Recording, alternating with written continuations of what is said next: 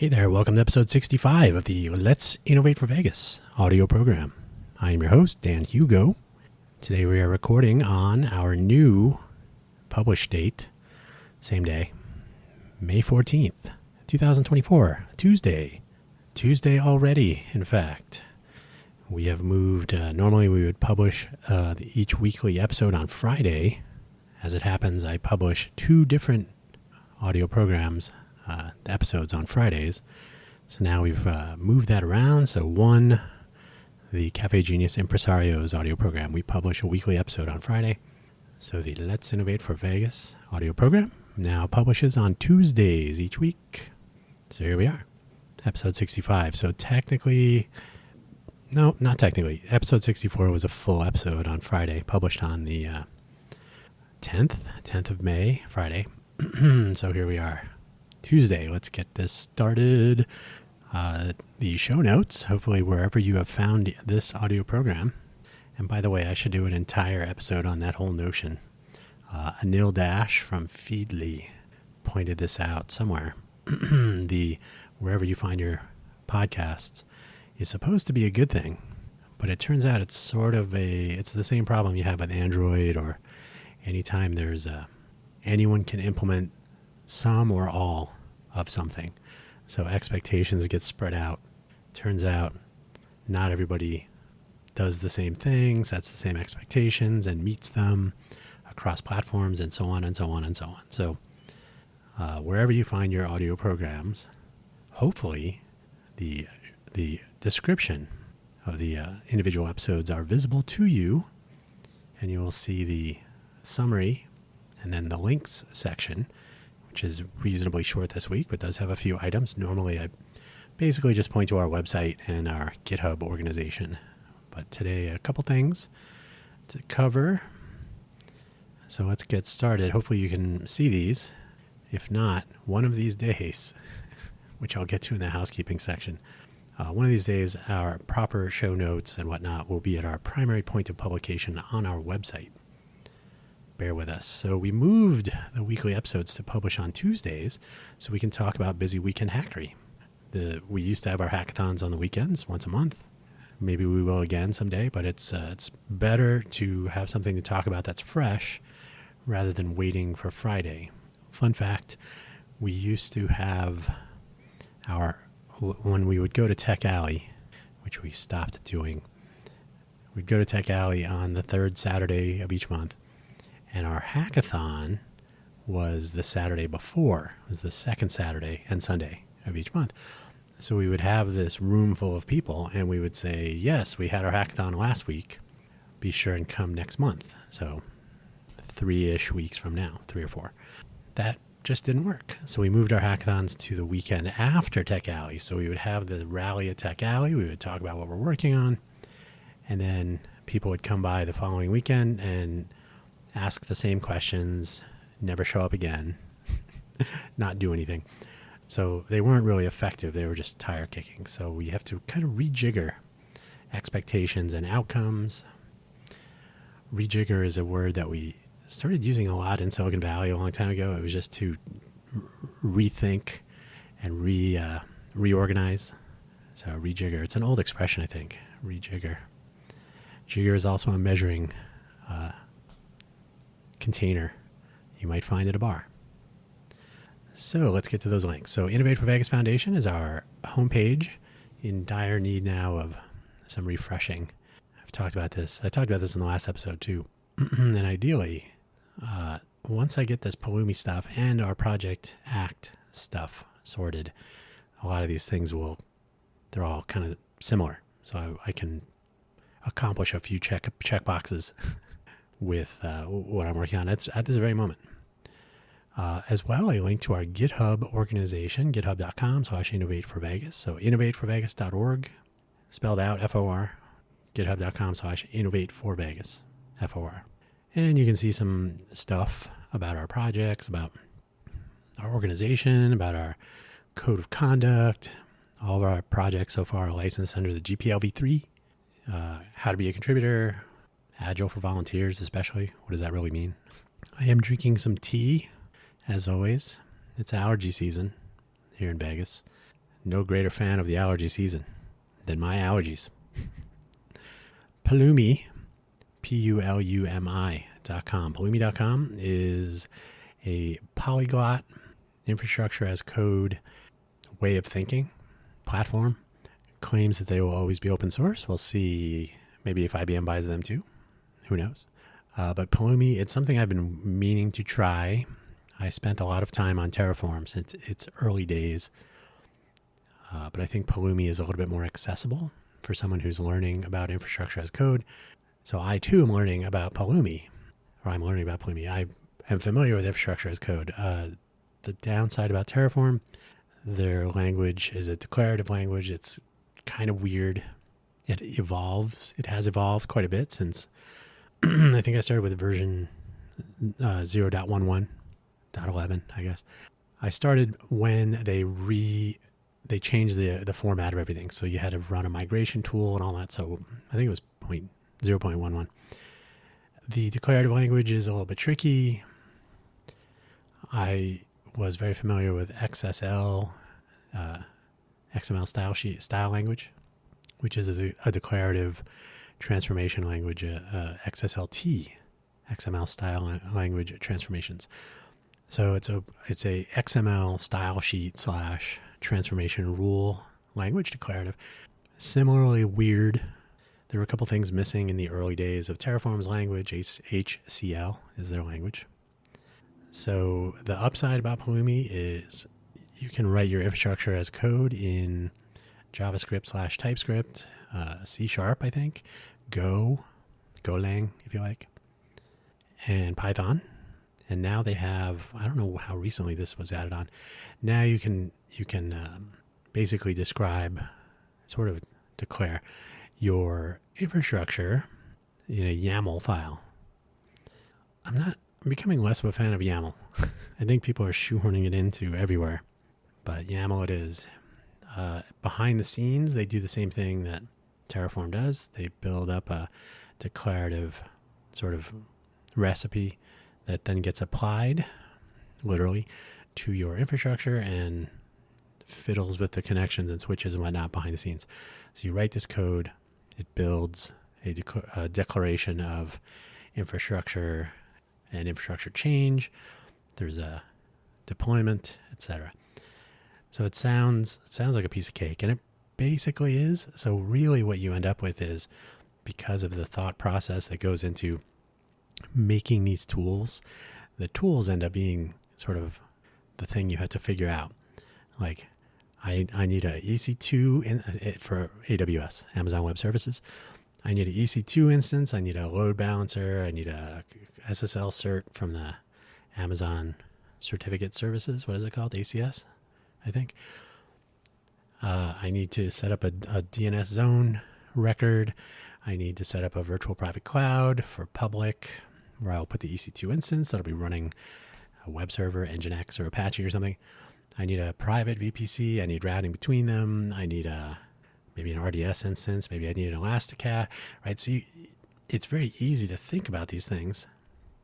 And then when you try to code them up, you're like, okay, now I got to find provider modules and pass in the parameters and then say what I need out. And it starts to get it just becomes weird. Like, okay, what if I need a conditional, if I have an application load balancer versus what's the other one? There's an ELB and a ALB, I think. Elastic Load Balancer, which is the old one. Anyway, so if you want to do conditional builds, it becomes very weird. Not outlandishly weird, but if you're a procedural coder, imperative, I think it is. If you write to like code like if Elastic Load Balancer, then configure SSL cert or whatever, right? But that's not how that works. So the move to Pulumi, first of all, it's something I've wanted to try for a while. I'm getting ahead of myself. I'll wait till we to get to that section. I have a link to Notation 3. Speaking of languages, so Notation 3 is a way to describe the RDF triple. So basically subject, verb, object, basically. So if you write Notation 3 or N3 files in the N3 syntax and format.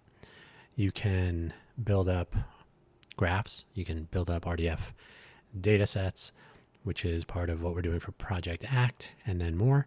I had started with the Turtle language, TTL. TTL is a subset, or Notation 3 is a superset of Turtle, vice versa. So Notation 3 looks like it has a few more interesting things. Like, for example, I would love to be able to get reliable graph merges to work. Why? Because the simple way, I mean, it really is simple, that you can have the same piece of data, but in different languages, like project in description of a project, dope. I would like to have a description written in English and a description written in Spanish and French and Portuguese, etc., etc. So you can provide these translated strings. So one idea I had was, well, if you have a localization directory structure for a project, well, for example, you can use Git, I think it's Git Translate or Git Translator, which is a completely serviceable translation tool to localize your documentation or other things. That is a application that is compatible with GitHub. So you can integrate a localization workflow with your GitHub repository. So doc/en for the English, doc/es for the Spanish, and so on. So I said, I can put the dope that needs to be localized, the description of a project, nodes, right? Nodes, terms. The lexicon of RDF is something I have to get used to again. I haven't even thought about RDF to this degree in many years. So we need to, or in my view of this, you localize each of your of the items, nodes, etc. in your one language.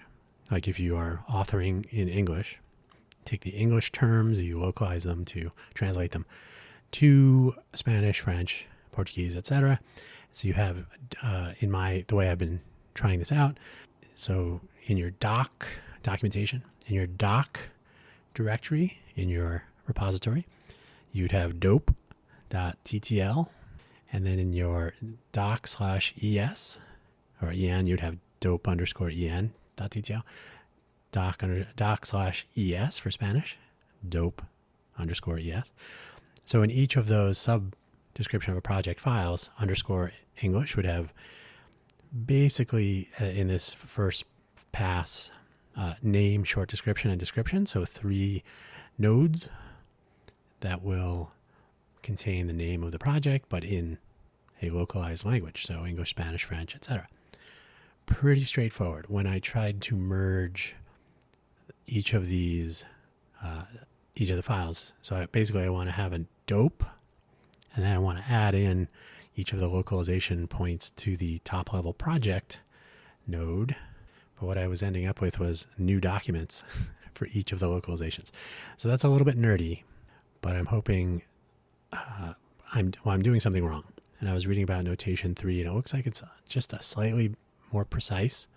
The goal is to enable people who want to participate in Project Act communications, collaborations, discovery, connections, to be able to author description of a project and FOF, friend of a friend, documents using TTL or N3, or if they want to author in XML, that's possible. JSON, maybe. So you can start with your documents and merge them and so on if you want, and then you publish the most common manifestation of an RDF resource description framework. The file, the transport of the graph, of the definition of your data graph, is RDF XML. So it's an XML file with RDF namespace and attributes and all that. Pretty straightforward. Strangely, that part works. RDFlib is a Python library, does everything. It's the Victorinox. And by the way, I contacted Victorinox many years ago and confirmed from them that that's how you say that. Not Vitrino.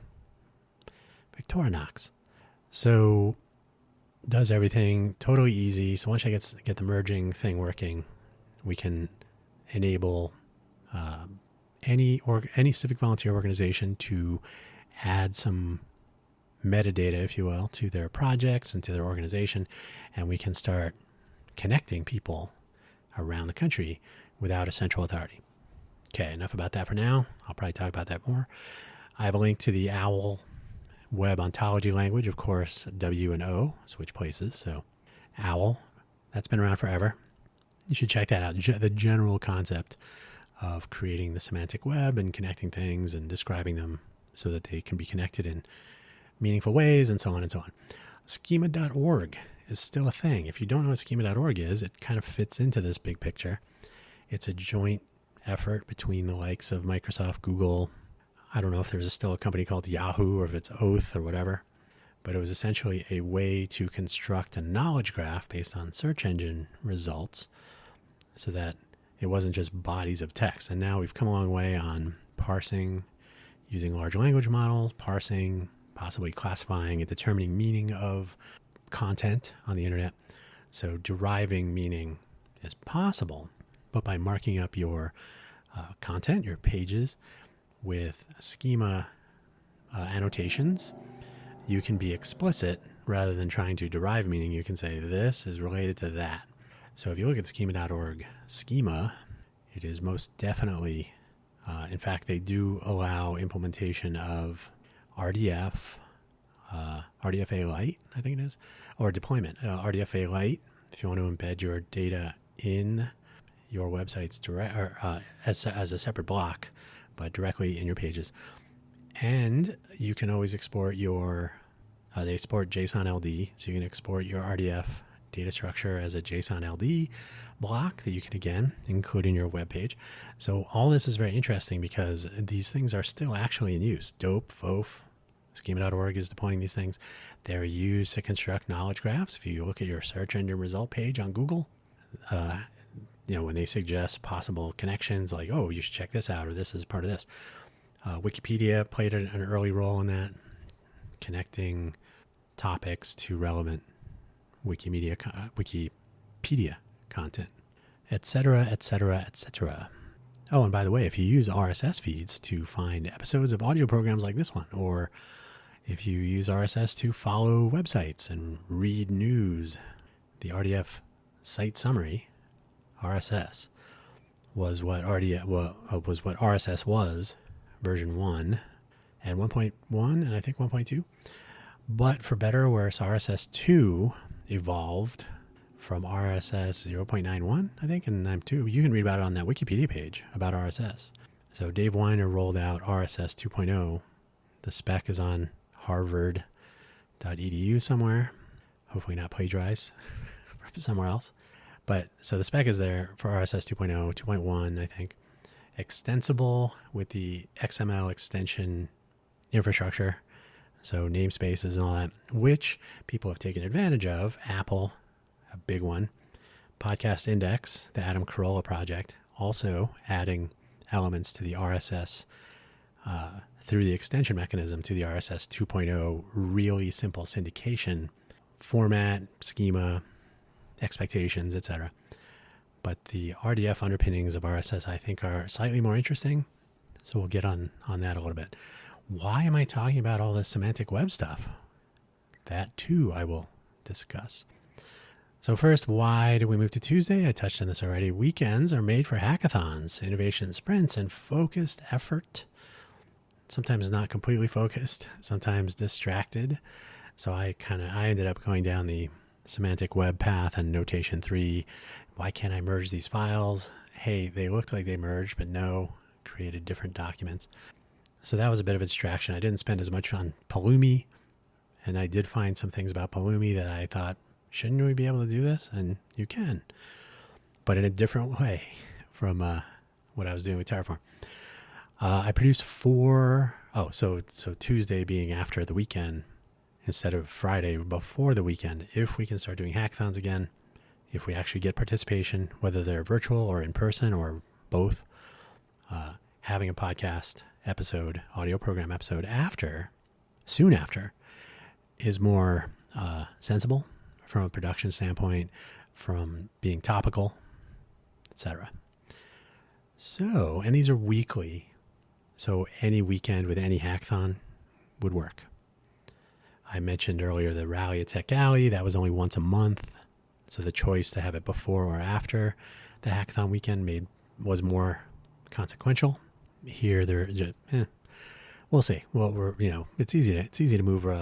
Nobody's paying for this, so we can move it to whenever we like. I produce 4 episodes each week of audio programming, one for each of the 4 audio programs I produce, spreading out across the week. Makes the production effort a bit easier for me. I do this for coffee, if that, so can't possibly suck up all of my time. I need to make more sensible use of the hours I have available during the week. So moving to Tuesday makes more sense there. The actual publish day, Tuesday, does not really matter much for this, which is an offline program. So we're not if I have a guest, again, if we ever find somebody who wants to chat about innovation, coordinating with a guest as an offline program, we can record that episode whenever we want, and then we can release it on Tuesday and everything's fine. And then whenever you choose to listen to it, could be next year, next decade, could be the moment it's dropped, who knows? So these things can be decoupled pretty easily. If we if we add some live streams, whether audio, sort of like a radio show with like some chat and discussions or call-in equivalents, or if we do video streaming, which is a possibility, then the time live stream video, then the time that we produce and the time that we publish are probably slightly more important. The production, obviously, the more important. So we'll see. But that's the thinking behind switching to Tuesday. Probably will have no impact on you if you do listen to these audio programs at your leisure. But we'll see how things move with any live streaming we do. May or may not be on Tuesday. So we'll see. I'm going to take a little tea break. Egyptian licorice again. Licorice. So a couple of housekeeping items. Obviously, our website needs more beautification. It's not updated as I was hoping it would be by the weekend as I speak right now. So when you're listening to this, it could be a decade from now and you're going through the archives. So on this, the 14th of May, 2024, the website, the one-pager, which was sufficient, more of our interactions and activities were occurring in person via our Discord server and somewhat on our GitHub organization on GitHub with our repos, and there are discussion boards there that nobody makes use of, etc. So our website was sufficient for our IRS determination. When you file your 1023 or 1023-EZ, as we did, you do include a website, and they can check that out and say, oh, they're a real thing. Look, there are people that are on their board of directors, and they have projects, and they have an email address, and so on and so on. So it continues to serve that purpose. However, our website, innovateforvegas.org, as the business website, can basically stay the way it is, but it also should be a demonstration of some of our projects. We call it eating our own dog food from the good old days of Silicon Valley. So our website needs to make use of some of the things that we're trying to pursue. So we should obviously have semantic web markup. We can connect to other civic volunteer organizations under the Project Act umbrella by publishing our FOF, friend of a friend, source, our RDF file on our website, so it can be discovered and made use of. So anyone who wants to parse the FOF, and if, by the way, you're familiar with web rings, if you were like a GeoCities person way back in the day, web rings were this concept of connecting to other friends, your friend of a friend, right? So I would have a FOF. People could go track down, like, oh, who does Dan know? Oh, he knows this person, that person. And then sometimes at the bottom of a web page, you'd have go to the next person in the web ring, which could be in your FOF, right? So it might pick the next person in a list that's built from this FOF. So people could add each other to their FOF data, publish it as an RDF file, probably as an XML RDF file, and you could parse it. Pretty straightforward. So you can find articles about how FOF, friend of a friend, is the Facebook that could have been, and it still could be. Like connecting people in standard, that's not magic, but instead of inventing yet something new, something yet new, yet another thing new, it's a nice, thin, easily constructed and parsed, plenty of tools and methods around, so we can make use of these things to connect without a top-level organization or without a top-level like oversight board of people who never meet or can't agree on things. You can just say, hey, Innovate for Vegas Foundation, here's our homepage, here's our repo, here's what we're doing, here are some of our colleagues in other places, Open Fresno, Open San Diego, whatever. So we create our friend of a friend data structure, publish it as an RDF file. Anyone can discover that. Hey, can you add, we're going to add you to our FOF, and here's our data. And the spider robot that can go, oh, okay, I'm going to get the innovateforvegas.org/fof.rdf, for example, which is not there. Don't click on that or don't type that in yet. Grab that file, parse it, add it to your database of nodes, and then you say, oh, let me go search the Open Fresno website and see if they have a FOF. So you can build up a graph, a network graph of, in this case, civic volunteer organizations. And then if you drill down a little bit into their dope files, description of a project, you can see name, description. There are things like categories and programming languages and contributors, maintainers, testers, coders, etc. So you can get some idea of who's working on what. And then if you drill down a little bit far, you can find, for example, help wanted issues on GitHub or maybe GitLab also. So you can see, okay, here are some projects. That one looks like it might be similar to what I am working on in our organization. Maybe we can collaborate. Or, oh, there's an open issue here on something that I can do. I can answer that question. So right now, that discovery element of collaboration is difficult. And rather than having to add your project or keep some other third-party locations up to date, right? If you've ever planned an event, I got to update Meetup and Eventbrite and LinkedIn and Facebook and Discord and yeah. So you can just update your information in your FOF and dope files. A robot will come by and go, oh, let me pick up this new, oh, you added a new project, or, oh, you are no longer a volunteer organization. You are shutting down. Okay. So you can do that in one place and let the computers do the work of aggregating and analyzing and presenting in useful ways these pieces of data. So why are we not doing this? This is a problem that's been solved. And it doesn't even take AI to do it. It just takes a few minutes of effort. Our Discord server is languishing and is likely going to be purged.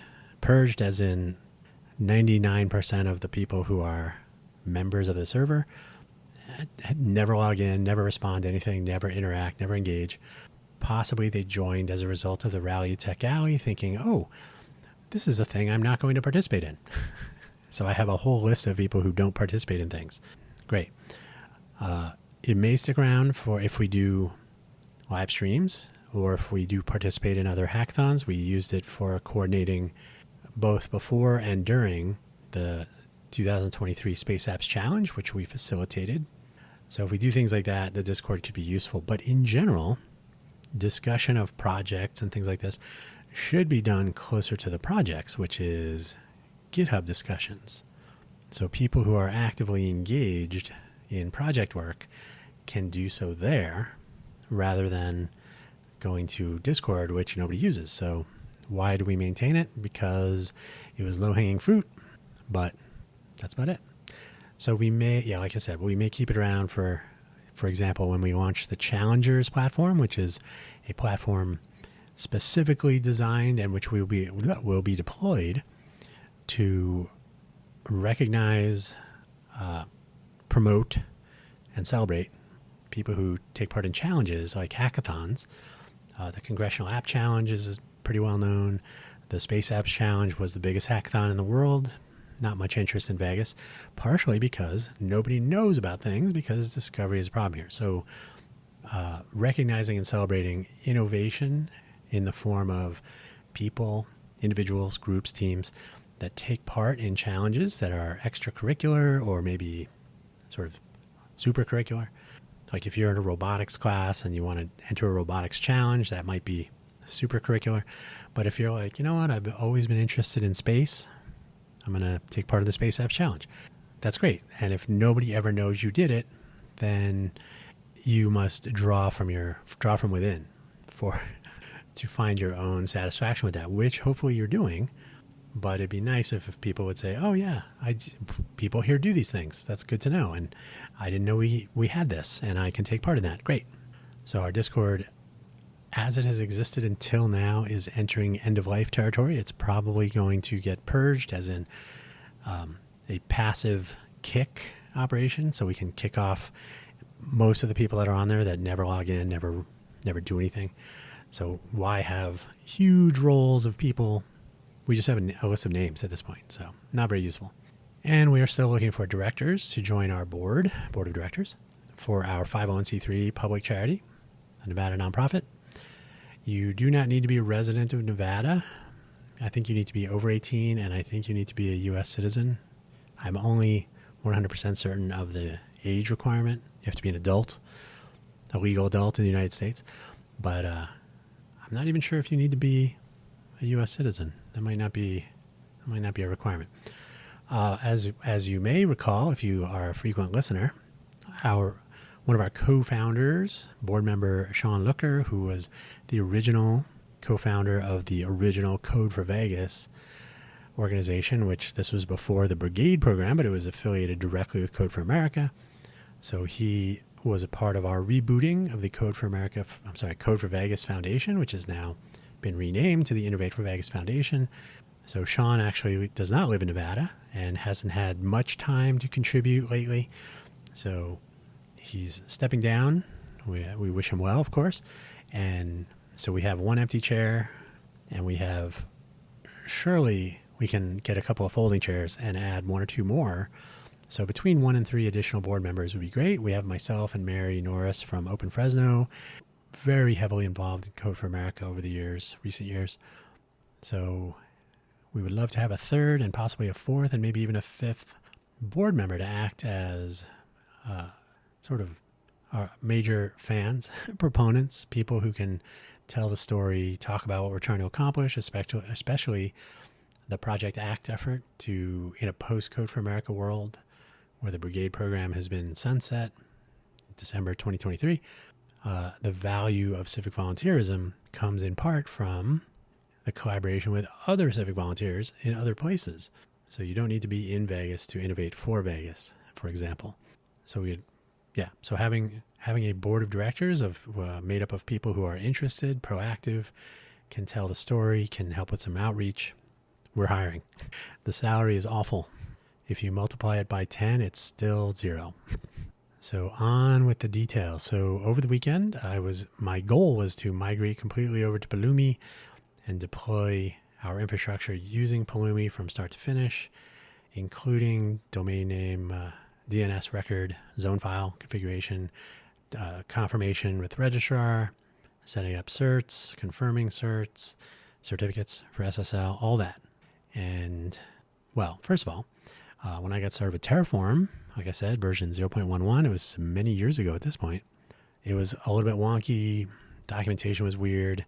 The language, the HCL declarative language was still in flux. It changed at least twice. I think that required real migration. So it was just a weird thing to learn, and I'm getting the same sense with Pulumi. So the Pulumi way, there are some weird inconsistencies with the way they've implemented their polyglot structure. So you'll find a lot of examples in TypeScript or JavaScript, for example.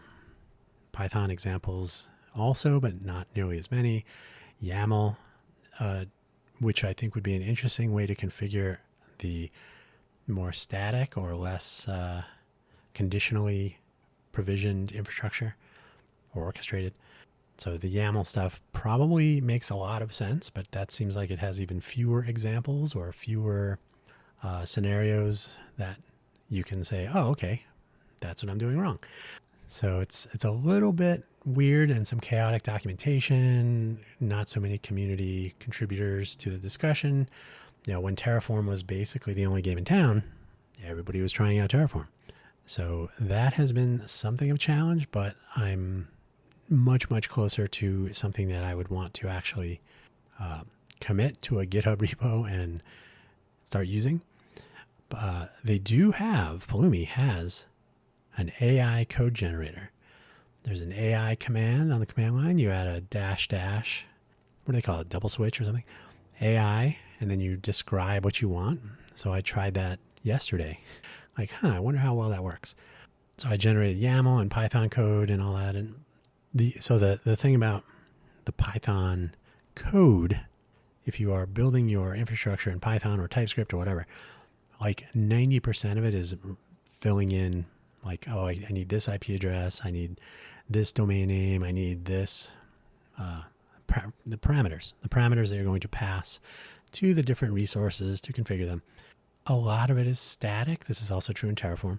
So like 90% of what you're doing should really be in a configuration file that you can keep separate and encrypt somehow, or you can track changes directly in that one place. And then if you want to implement some code in Python or TypeScript or C# or whatever, you pull those parameters. Or if you can implement it as a YAML file, most of your YAML description for your Pulumi infrastructure is going to be static values or parametric values that you can, again, pull in from a configuration file.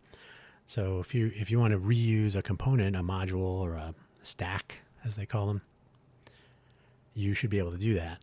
And if you keep it simple in the YAML approach, the YAML is language agnostic. So you can say Pulumi, you can switch to the directory with the YAML and then you say Pulumi up, and it can read the YAML file. You don't really need to say, oh, you got to have the latest version of Python or TypeScript. You need to add more curly braces and parentheses. So it makes sense to me to really lean into the YAML structure for most. So I'm factoring that, getting the more staticky stuff so that it could be YAML. And as well, they have this micro stack concept.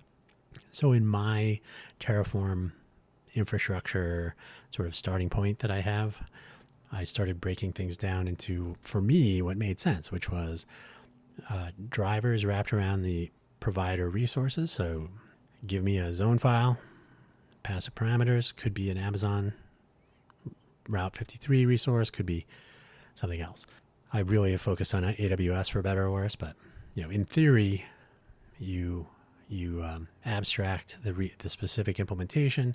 So you'd say, pass the record. What is it? The record name, the domain name, the zone file record name, the TTL, the different records. Start adding A and MX and whatever records, text records, etc.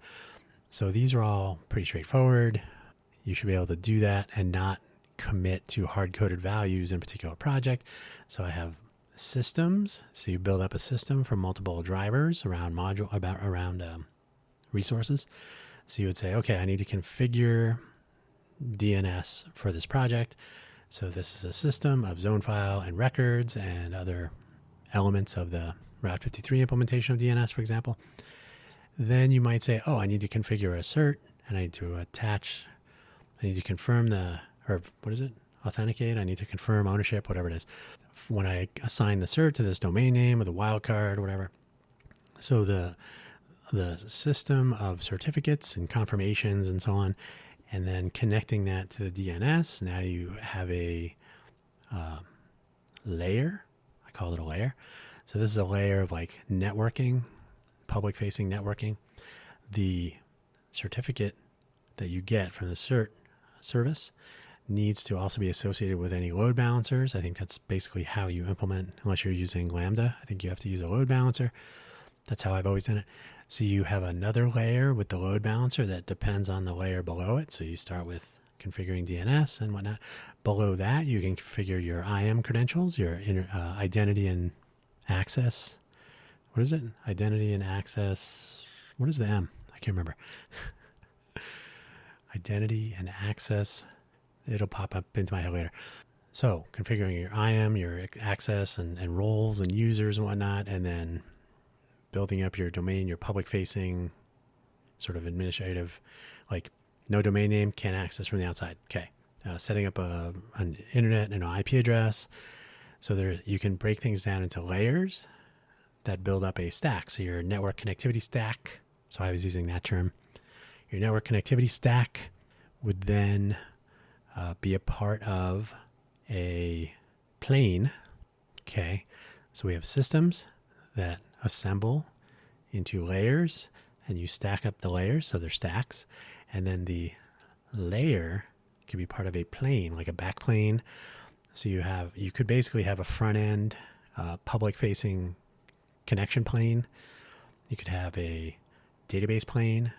So there you would configure inter account or inter region or inter VPC resources, communication between them.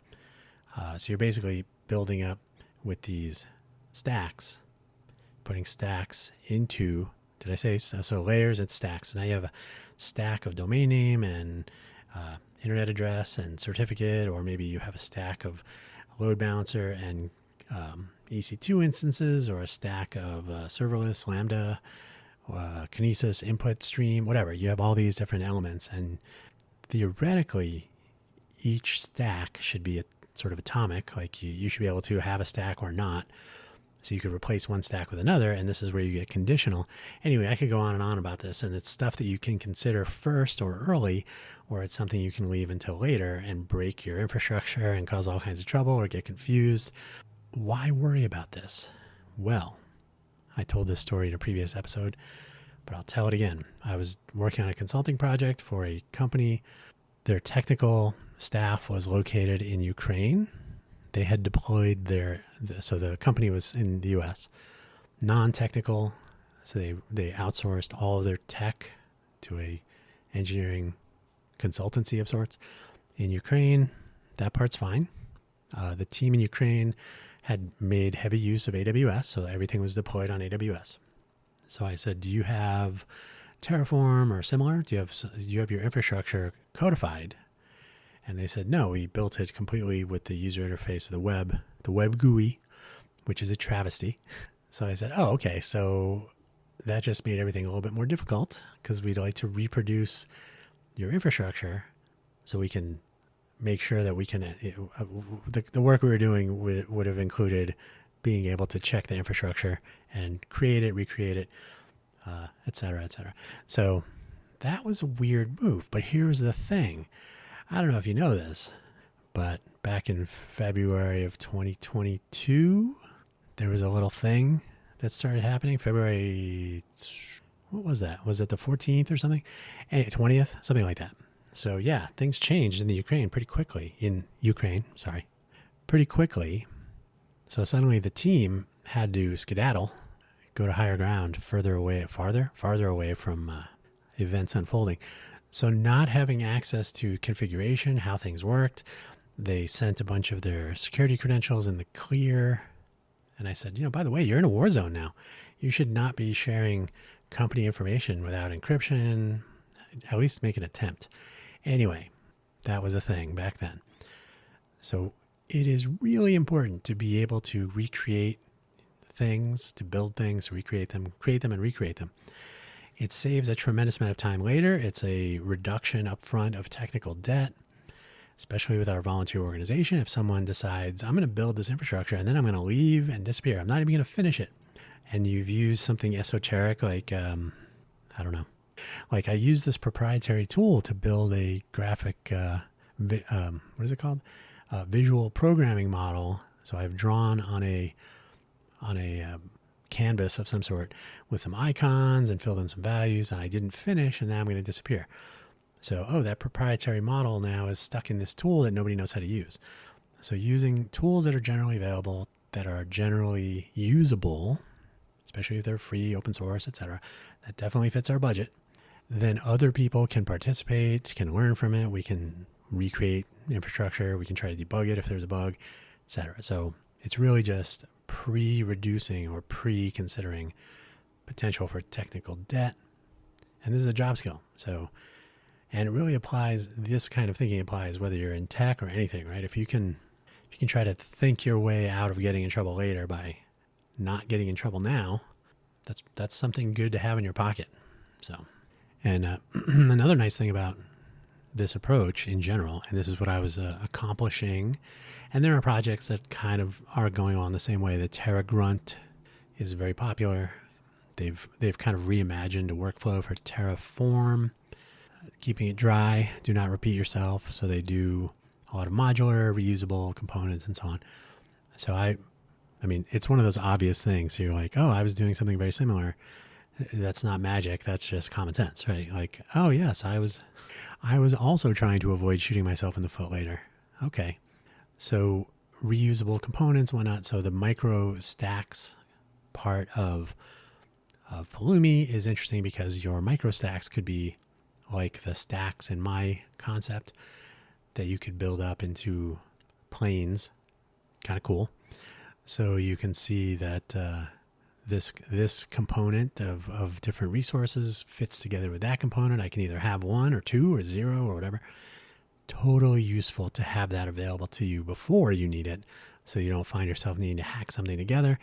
You can almost guarantee you're going to need that, right? Whatever it is. Like, I need to have a development environment, a test environment, a regional. I need to have one built with a MySQL database and another with Postgres to try the differences, but otherwise identical.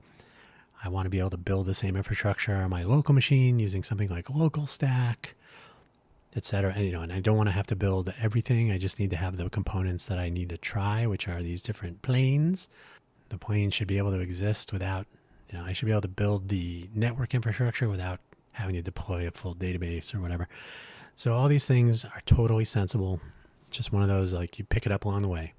And I have found that both Terraform and Pulumi really want Terraform not as much. Terraform does, you can import modules from different places, but there's really, once you've imported them, there's a really strong desire to have local file system or remote resource, but not have them spread around in different paths and different libraries and stuff. So they really seem to want you to import or otherwise include in a sort of, even if it's not monolithic, but a sort of a single hierarchy of file system or wherever your resources are actually located. So that, for example, Pulumi has the template approach. So you would say Pulumi new template. So you can create a project tree, a little mini tree of subdirectory, the YAML configuration, and so on and so on. So you create from the template. So now you've created essentially a copy of the template as an instance, a manifestation of the template, which is fine. I assume this means that you don't break your entire infrastructure. This is the obvious reason. You don't break your infrastructure with a library change. So you're committing yourself literally to infrastructure that is copy by value. So I've made a copy of the template. It exists as a separate fork, if you will. That is not awful, but it does make sort of planning your reusability and how you want to roll these things out so that other people can use them. It's just something to think about. So it's a slightly different way of doing things, and I'm picking that up. But I definitely want to make our infrastructure something that others who join our organization or who want to deploy our projects for themselves, make it a reasonable starting point for them. So if I say, well, you got to use the web interface to build your infrastructure, you're already starting off with a substantial pain point, and it probably gets worse from there. So getting the Pulumi stuff up and running is sort of a blocker, and it's kind of a painful blocker. But on the other hand, we don't really have a ship date, and I'm not feeling guilty about yet more days of having our old website and so on. Civic volunteers, don't beat yourself up. Semantic Web and Project Act. Some might say the semantic web is long dead, but no. You have to look around. You might have to look under things. Did you know that RSS, which I've already referred to this, which is probably how you get your podcasts and maybe you follow news and so on, started as an RDF schema. Version 1 of RSS and its subversions were RDF RDF site summary. So they were RDF schema manifested as RDF XML files, and that's great. So when RSS2 came along, thanks to Dave Weiner of Userland fame. By the way, the Userland database and it was really interesting. It was an interesting idea. So I'm not trying to be too mean to Dave Weiner, but Dave Weiner did take a simple approach and said, let's just use XML schema, and we'll use the XML extension concept, so XML extensibility, to extend RSS 2.0 and later. So the frozen, I think it's 2.0 is the last base version, and then you can extend it, which Apple and Podcast Index have done. And that's all well and good, but RDF is already extensible.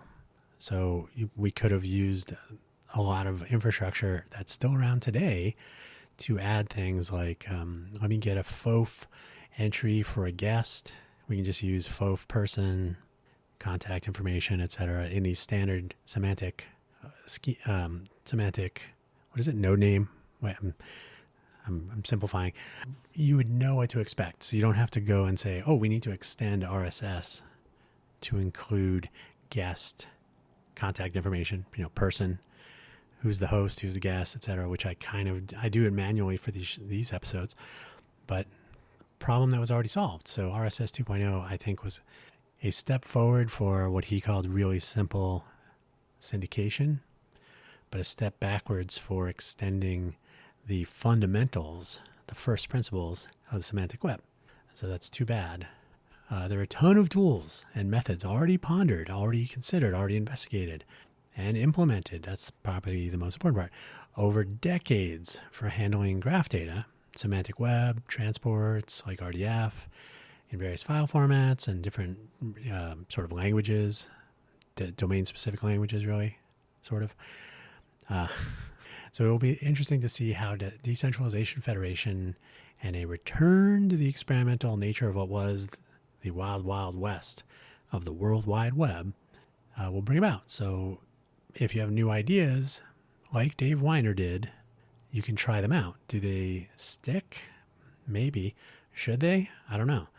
RSS 2.0 is okay. It does what it needs to do, but I personally have a different approach that I would like to pursue. Same data, different packaging, so that you move away from having a completely separate RSS file in the age of schema.org and so on. So with the Wild Wild West, we can do things like Project ACT, the Autonomous Cohort Tessellation Project, where we can use FOF and DOPE, friend of a friend, and description of a project, to discover and connect different organizations and their projects and their participants, their maintainers and coders and testers and helpers and so on. So you can, without having a central authority, you can, Project ACT could be a pseudo central authority, right? So, here we can go get the tools. You can build up your own database of connections. You can do with it what you will. It's up to each node, each organization, and its project maintainers to keep their information up to date. And then you have a spider robot that would go and pick up this information, just like an RSS podcatcher or news reader. So the tools and the methods have been around forever. So there's no reason to say, okay, we got to have a meeting, we got to all agree, and we got to all be in a centrally planned organization, et cetera, et cetera. So we can actually enable, using the tools and methods of the semantic web era, to almost without much architecting, implement a discovery and connection service, practice. There are Sparkle databases, which are used to gather and index and query and report on graph data from semantic web. So you can draw in your RDF and query it, like show me all the organizations that are related to Innovate for Vegas Foundation, show me all their projects, et cetera, et cetera. So these are all things that have been done. There's really no reason to reinvent a wheel again, which is very common nowadays. We're almost to the end, don't worry. A quick word on OWL and RSS and schema.org. So the web ontology language, which I referred to earlier, it's a reasonable starting point to consider how we can discover and make use of information found on a variety of platforms that are not necessarily big corporate silos. So rather than preventing people from, and by the way, the Open Graph, which was a Facebook thing, And I think the opengraph.org is still around. But the problem with Open Graph is they reinvented the wheel. And then the Facebook implementation of Open Graph had features like event graph data. So you could query an event and get the starting and ending dates and the location and all that. And they removed a lot of that. So the Graph API for Facebook stopped enabling you to parse and, to discover by parsing the graph data, like, oh, what events are going on that are published on Facebook. So to me, this was a step forward and then 2 steps back. Not a fan. By the way, there are schema markups, schema.org markups, schema for markup. And there's an iCal schema for RDF. There are a variety. Dublin Core, there's more, there's tons. Some of them are not totally well maintained, so it's tricky to find like a modern take on use cases and whatnot. But they've been around and they all kind of work because they're just the same file format. They're either RDF XML or they are not so much JSON LD because that's more new. It's a newer thing. But TTL, the terse turtle language, or it's superset notation 3, which again, I'm going to try. I've tried TTL. I'm going to try with my merging problem. And I would like to, because surely I could just manually merge the files, but no, I want to make this automated so that it's as turnkey as possible. So if we can make use of these tools that have been around forever, then we can actually move on to the interesting things. RSS is one of the examples of a methodology still in use today, as we've already covered.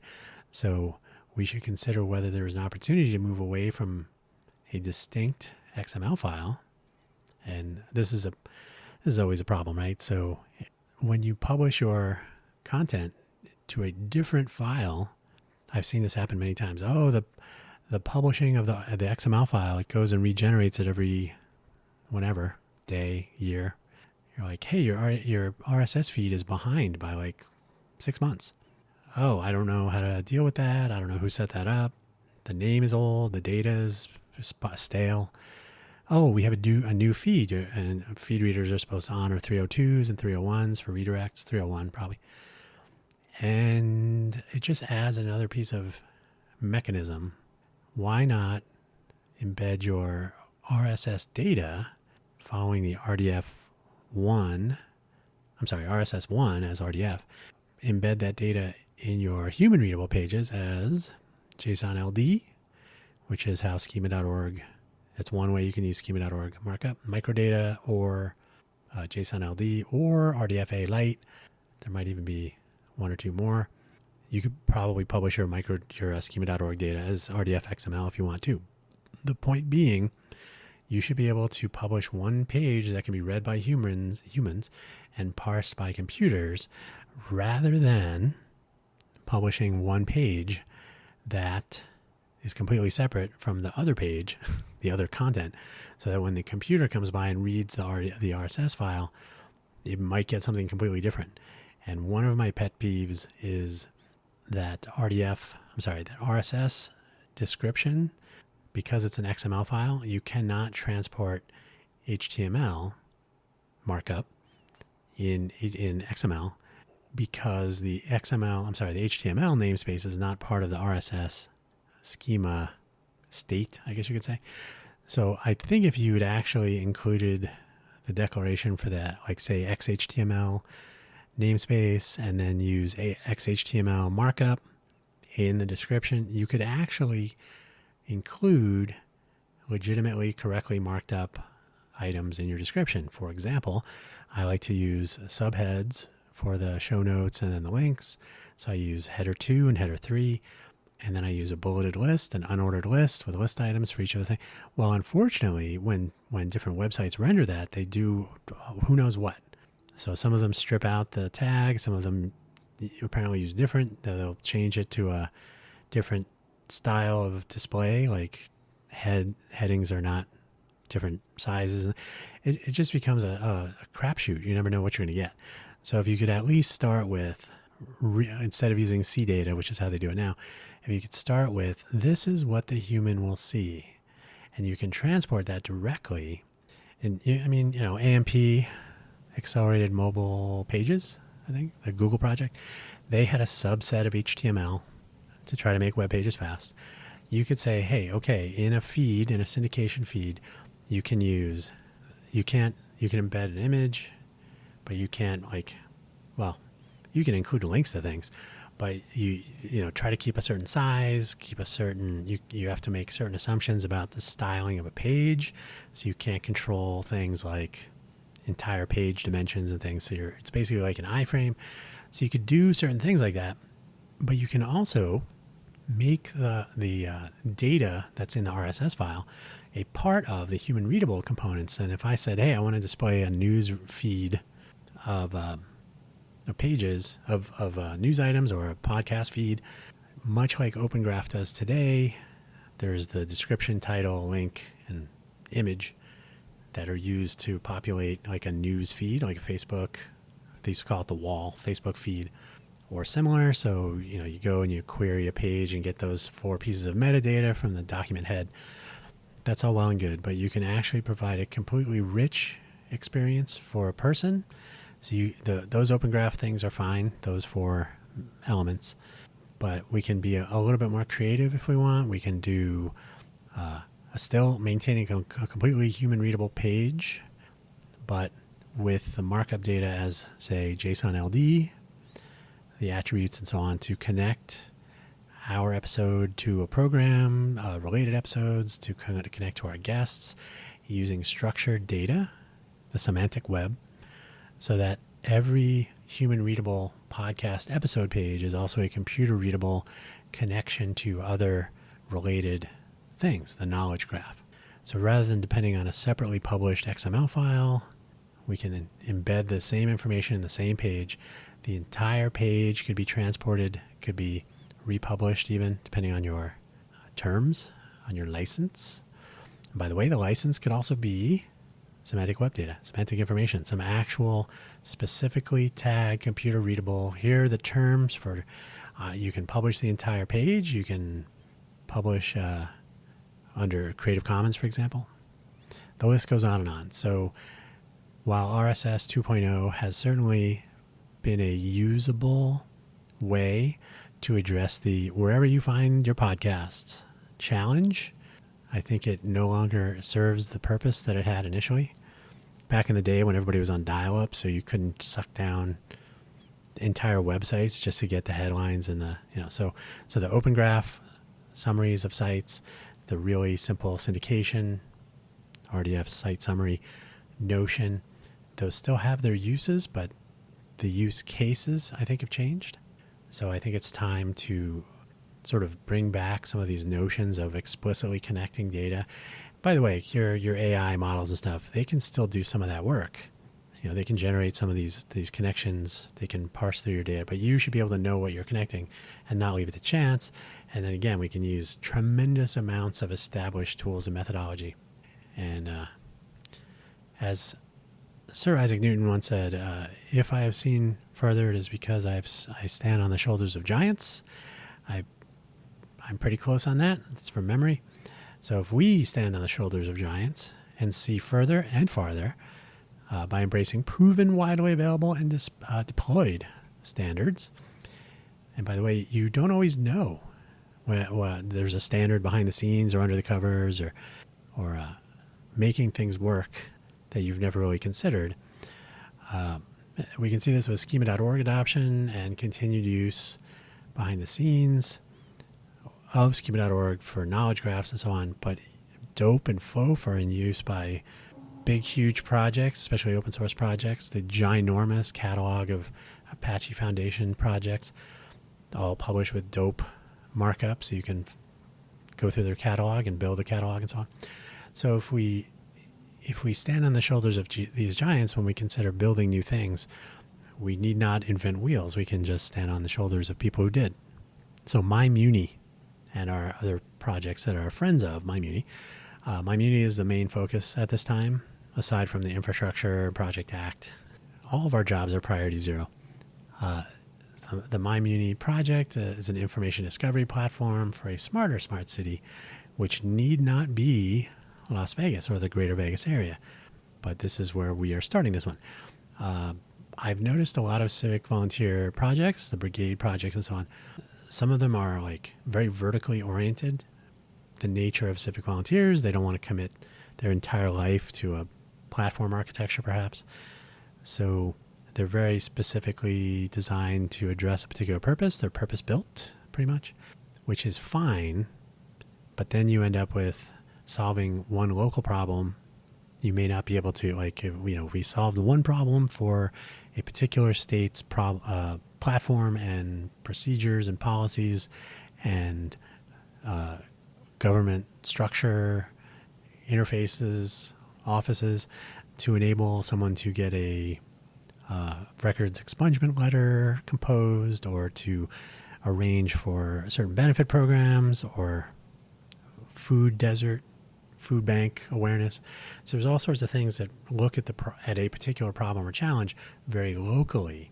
And my contention is, if you start with a platform, if you start with a bunch of tools that enable things like capturing data, publishing it, so capturing open data, adding open data to the available open data, so you have more open data, making use of that open data, knowing how to search for that open data, interoperating with other places that have open data, and then start building on some standards and ways of discovering and interacting with services, with information, with the user, then the part of your project that you need to build ends up smaller, and the possibility of interacting in other cities using the same starting points and the same development means your project could help or affect or address gaps of more places for more people, etc.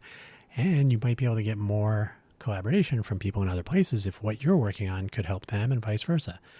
So the entire notion of silos of development in a day and age where Code for America is gone as far as brigades go, so support for local cohorts of civic volunteers has waned. Interest and participation may be falling. So there are fewer people working on fewer things. It makes sense to try to find people who are willing, connect those with projects which could benefit from their time and energies, but which could also benefit them where they are. So as I like to say, as I've said already, you can innovate for Vegas. You don't need to innovate in Vegas. And as well, everything we're working on will ideally work. We renamed My Muni from My Vegas. So My Muni for community or municipality.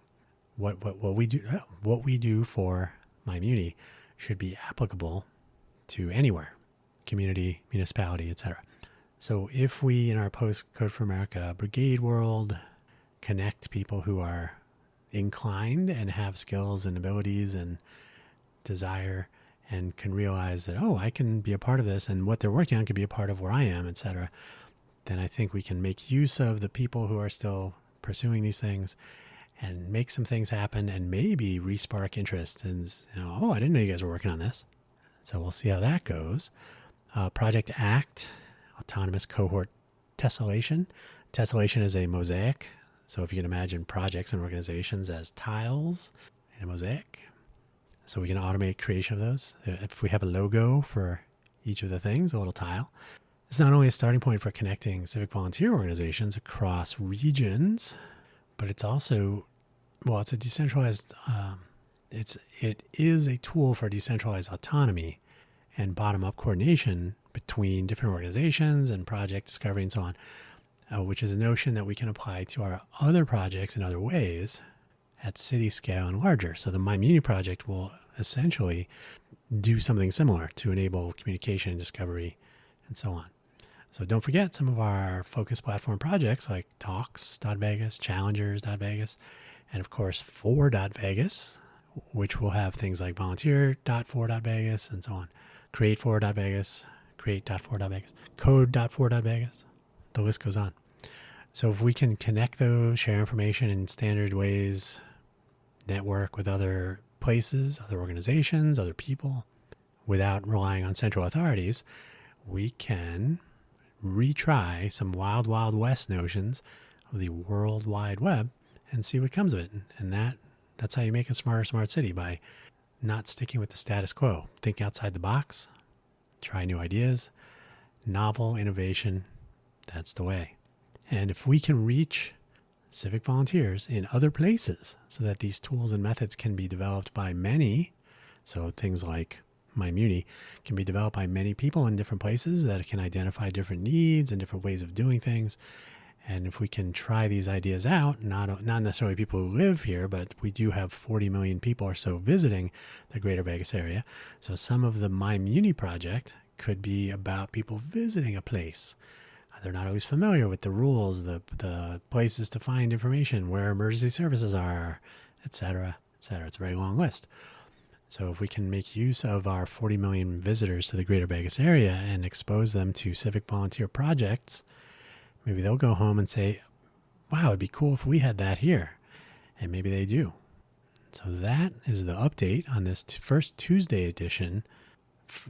The edition is first. The Tuesday is the second Tuesday of February, February. You can hear my voices telling me it's time to end this episode. Coming in just over an hour. I think when I truncate silence, it should be, I'm going to guess, an hour and 10, an hour and 13, but we'll see. My clock says 1 hour, 17 minutes, some seconds. So my voice says it's time to go. I thank you for listening as always. I thank you for your support in any of various ways. Be sure and tell your friends. We have a lot of things going on. We have a bright future ahead, and you might be in it. InnovateForVegas.org is a good starting point. It links to everything, and it will be more and more pretty as time advances. Hopefully not so quickly, so we can catch up. Fall behind early, more time to catch up, as the saying goes. Thank you for listening. Take care.